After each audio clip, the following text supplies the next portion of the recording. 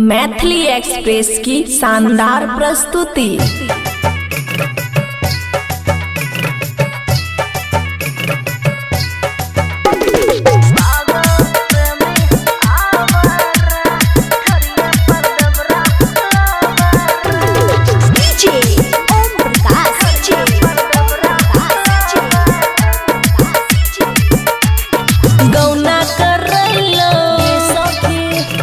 ससुरा हम गेलो सखी गौना करैलो ससुरा हम गेलो हमरा कहे साड़ी पिन्हो चित कवरा